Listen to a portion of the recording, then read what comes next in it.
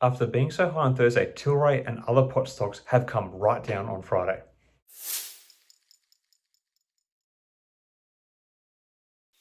Hi again everyone, I hope you're all doing really well. So Tilray and other pot stocks have had a wild end to the week, with many of them surging by over 20% on Thursday before surrendering much of those gains on Friday. While I will be looking predominantly at Tilray in this video, as they are arguably the biggest and best known of the listed pot stocks, well they really are, I will also bring in Sundial growers and Aurora Cannabis in this video as way of a comparison. So just as a minor backtrack, the catalyst that drove up Tilray and the other listed marijuana stocks, including Sundial growers and Aurora Cannabis, was the news that came out on Thursday. The US President Joe Biden had taken executive action to pardon prior offences of simple marijuana, possession offences, and that Biden wants the scheduling or the seriousness with which authorities view cannabis to be reviewed. This really sparked the market, as it seemed like another step towards the US legalization of marijuana. When such a status is reached, it will very much be the holy grail for the pot industry, but for now it's not fully legalized yet. To put this into context for the stocks, Tilray and others exploded back when the news broke that Canada legalized the drug a few years ago. However, due to these companies not being able to effectively expand how investors would like in this period, and the slower progress such a degree of legislation being achieved in the US has presented itself, plus all the macro conditions that have generally pulled on the market in recent times generally, many of these pot stocks have really come down from their all-time highs. Tilray was once up around the $150 per share mark. It now trades at $3.17. When you factor in this year's reverse stock split, Sundial Growers was once worth as much as $105 per share. As of Friday, it trades at $2.18 per share, and earlier this year faced possible delisting. And relative newcomer since Canada legalized marijuana, Aurora Cannabis, also has traded as high as $150. Now it is around the $1.58 per share, albeit Canadian dollars. So you can really see what a rough ride holders of these stocks have been in for over the last few years. It has been a painful industry to hold onto stocks over the long term. So moving on to Tilray and Friday. During Friday's trade, Tilray released their earnings for their August quarter. They reported an adjusted loss of 13 cents per share, which is pretty bad when the average analyst expectation was for a loss of 7 cents per share. It's almost twice as bad.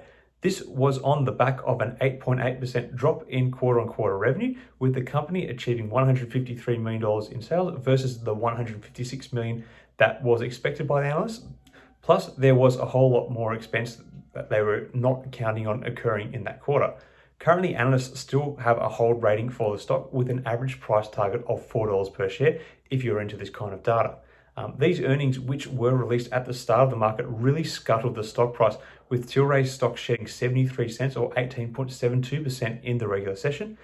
In a further development though, occurring in the aftermarket, Tilray also filed for a mixed shelf offering, which spells further dilution may be on the horizon for the stock, which will partly explain the further 9 cents shed by the stock during the aftermarket and may point to some more negative movement come Monday. Like I mentioned before, Tilray's earnings hurt the broader pot stock sector, as they are really the whale of the industry. Sundial stock dropped by 61 cents or 22% on the day. The Canadian listed Aurora Cannabis fared slightly better, losing 23 cents per share or 12.7%.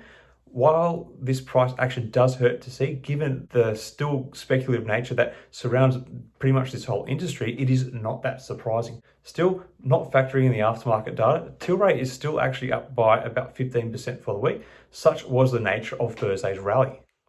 Looking at Tilray a little closer, their most recent earnings are a big improvement on the 90 cent per share loss they suffered in the previous quarter, but considering the company posted 2 analyst beating profitable quarters previous to this, it is a real blow for investors who thought things were starting to turn around. This latest loss shrinks the net assets per share slightly from 90 cents into approximately 87 cents per share based on my loose calculations on the current books that have just come out. So in that sense, given that it is a speculative stock, $3.15 is perhaps not that bad of a value if you do see potential in the company growing further in the future.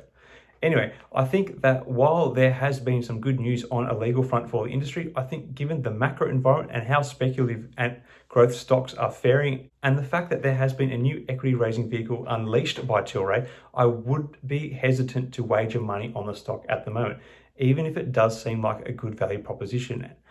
This is not me saying that I think Tilray is going under.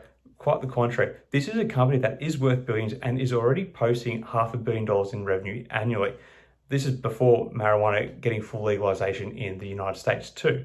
I would consider waiting for greener market conditions personally, though of course what I say here is not investing advice, just my opinion. Anyway, that is about it for this one. What are your thoughts on Tilray and the other marijuana stocks at the moment? Do you think the low prices and the trajectory of government policy make right now a good time to consider buying into these stocks? Which of the pot stocks is your favorite and why? Let me know your thoughts in the comments below. Till next time, everyone, may the markets trade in your favor. Cheers.